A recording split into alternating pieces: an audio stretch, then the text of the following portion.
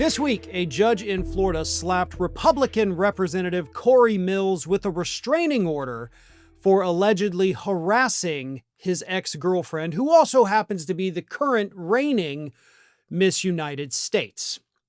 And the whole story is so much weirder than just that. This scumbag, Corey Mills, is absolutely one of the worst human beings I think I've ever had to report on. Let me read you. This is from Mediaite. This is just all of the things that have happened with Mills to put his name in the headlines over this past year. He has found his name in a slew of negative headlines over the past year, including multiple on-the-record stolen valor accusations from soldiers who served with him in combat, a House Ethics Committee investigation into his business dealings and financial disclosures, a report that he was being evicted from his D.C. penthouse apartment after his landlord accused him of owing $85,000, an accusation in February from 27-year-old Sarah Raviani that he had assaulted her at that D.C. apartment, and then, of course, in September, Lindsay Langston, the current reigning Miss United States and a Florida GOP state committee woman, filed a restraining order petition against Mills. So, the story's even weirder, right? He gets the domestic violence charge filed against him by Raviani. And at the time, he was also dating Langston. So Langston finds out about this through the news. She's like, wait, what the hell? That's my boyfriend.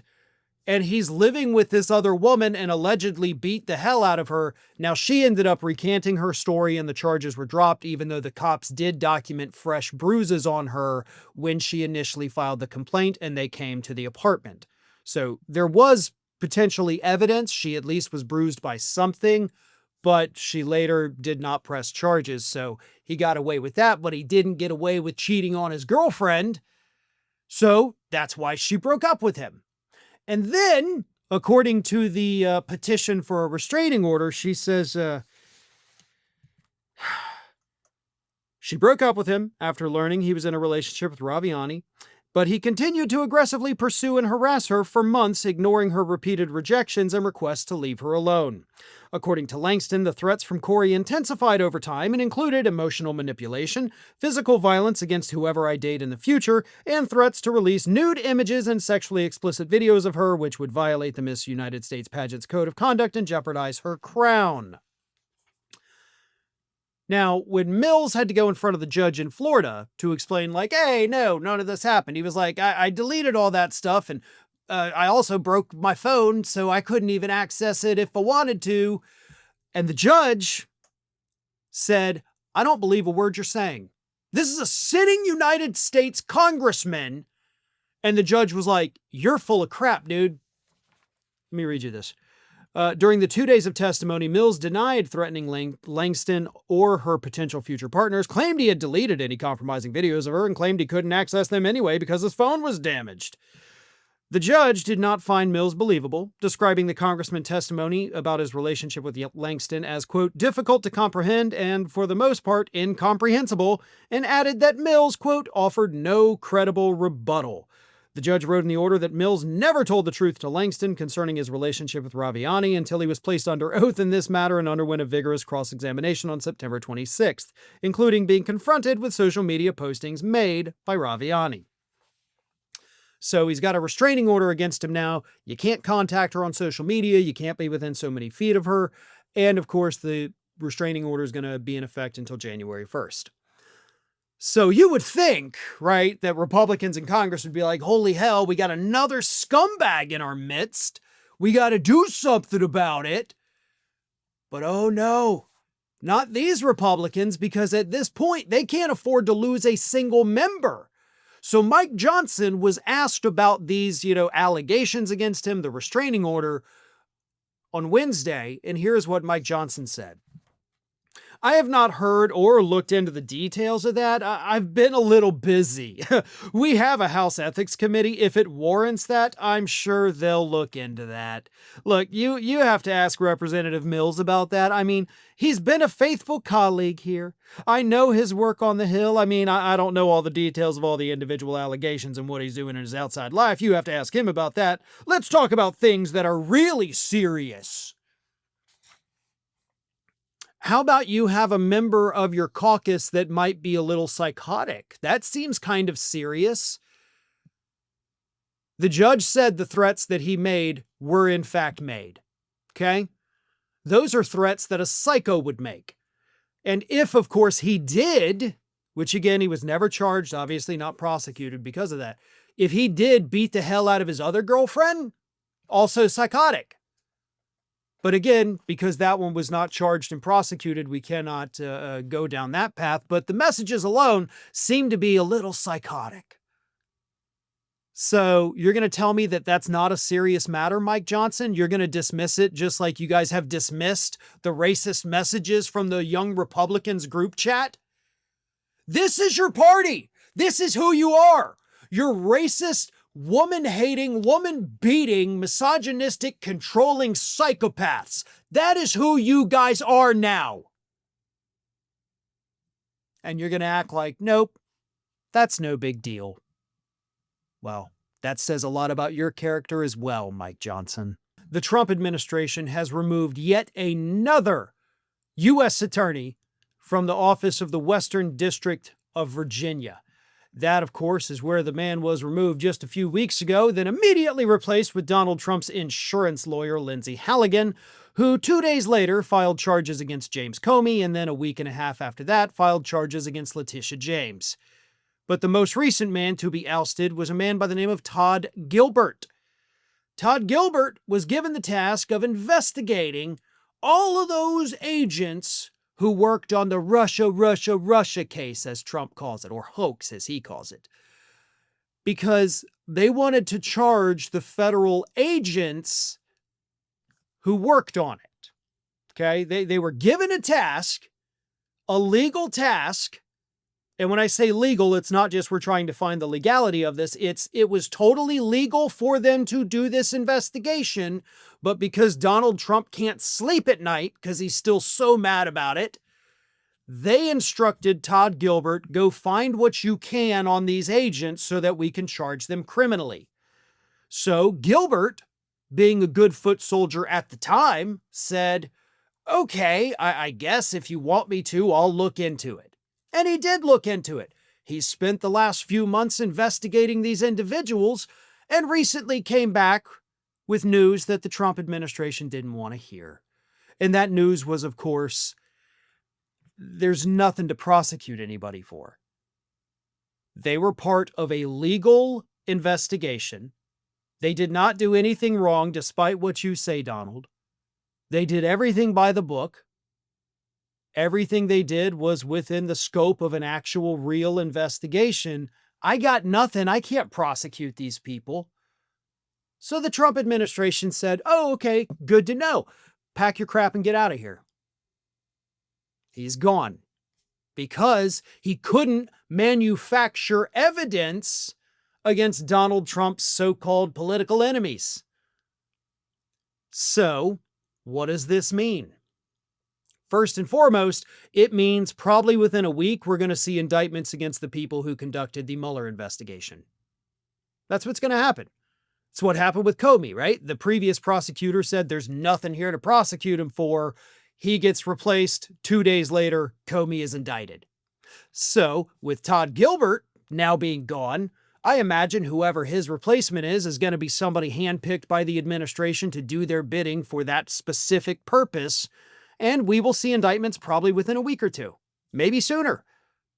They may be handing down the indictments right this second, but it will happen. And they will be trumped up charges. And this story, which originated from the New York Times, this bombshell about Gilbert being fired, that'll be submitted into evidence.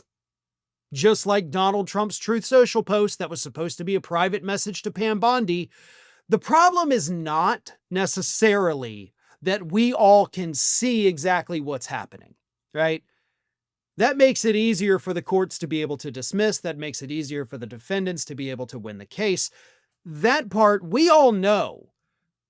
The problem, of course, is that the administration knows that we know and continues to do it anyway. They got caught with their hand in the cookie jar and then still looked us right in the eyes as they ate all the cookies. They don't care that we know these are political persecutions. They don't care that the cases are probably going to be dismissed, because the underlying goal here is not necessarily to be able to send these people to prison. It's to ruin their lives with years of litigation, hundreds of thousands or even millions of dollars in legal expenses, drain them financially, ruin their reputation, and leave them with nothing in the world. This is not just lawfare. This is psychological warfare against these people. That's what this administration is doing. And they know that we know what they're doing. And they're doing it anyway because they simply don't care. The Attorney General of the state of Arizona is now threatening to sue Republican House Speaker Mike Johnson over his continued refusal to swear in newly elected Democratic Representative Adelita Grijalva. Now, Grijalva, of course, won the special election in the last week of September. We are now more than halfway through the month of October, and Johnson still refuses to swear her in because, as everybody knows, Grijalva would be the 218th vote needed to get the discharge petition passed to force the full vote on releasing the Epstein files.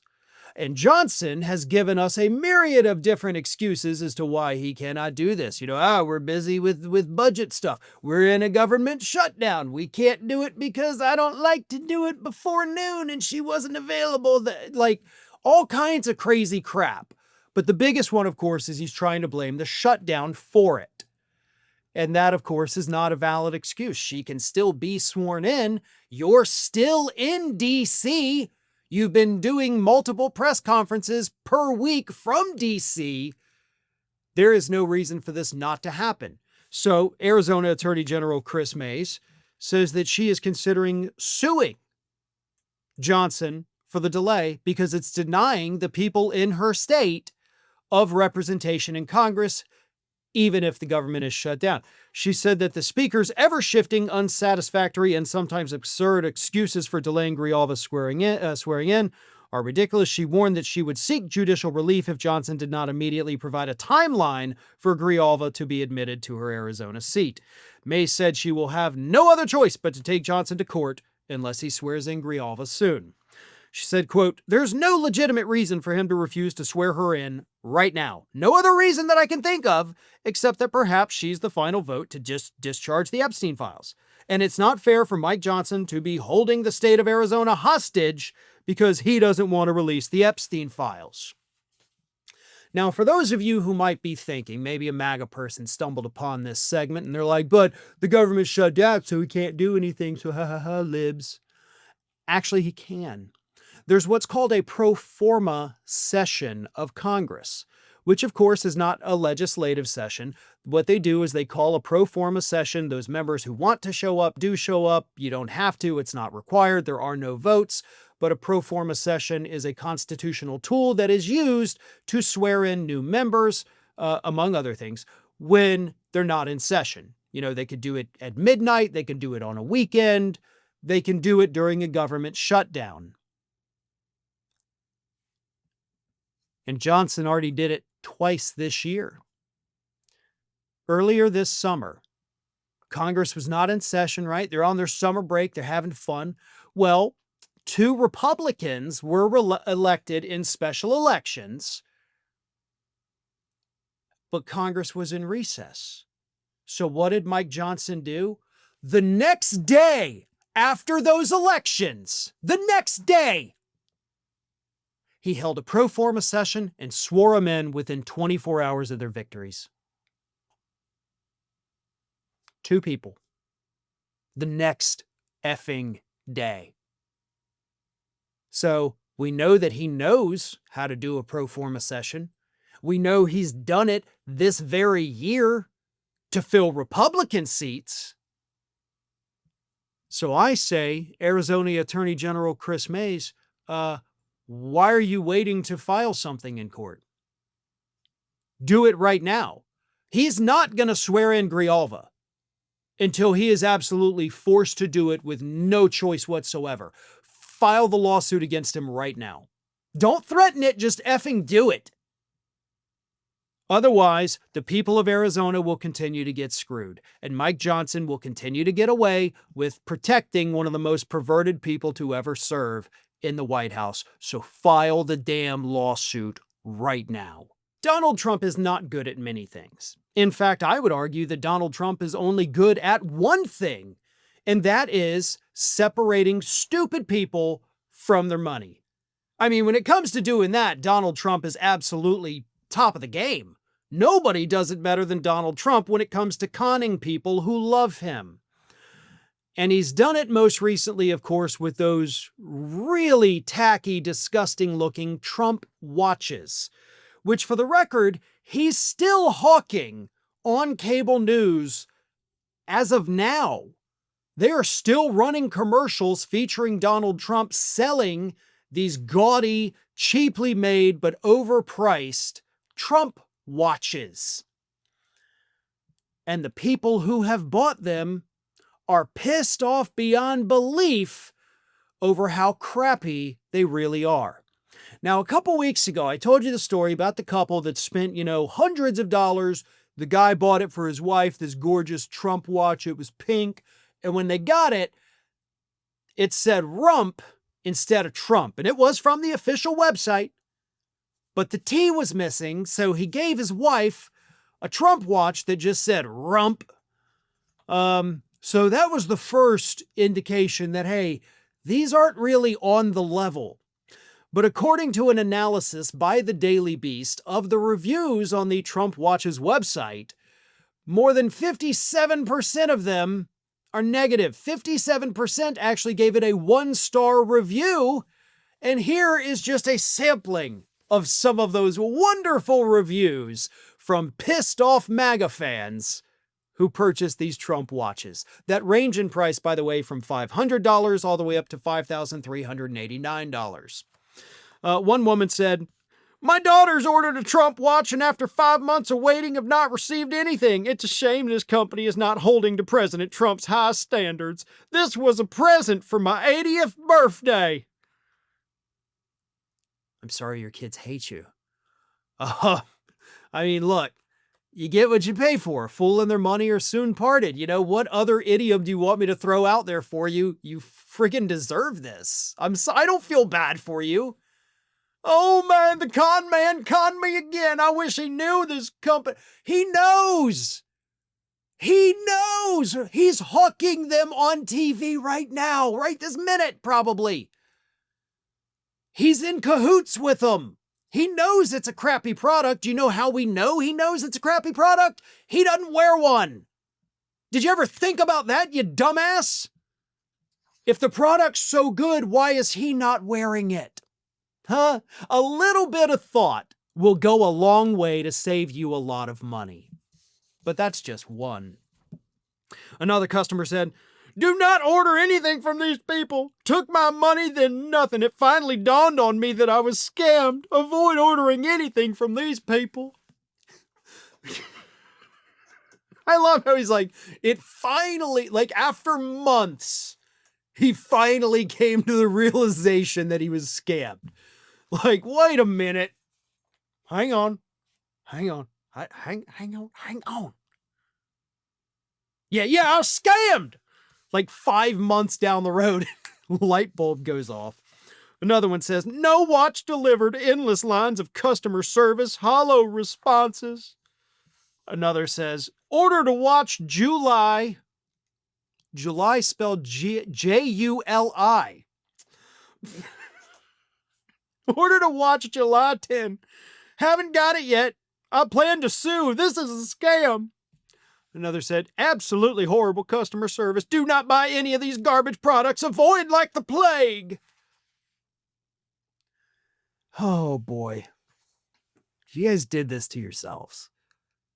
I mean, I could not have less sympathy for you. I have none. It doesn't exist. I am laughing at you and I am enjoying it. And this might be one of my favorite segments I've ever done. I wish I could just do segments about angry MAGA folks getting ripped off all day, every day. I would be the happiest human being in the world. Oh, and for the record, the Daily Beast did in fact reach out to the company. They said, hey, what's going on with all these negative reviews? And the company replied in the most Trumpian fashion possible and said, it's fake news. So there you have it. There's your grand Trump watch company. If you're still thinking about buying one of these because you got somebody you hate and you still got to buy them a Christmas present, there you go.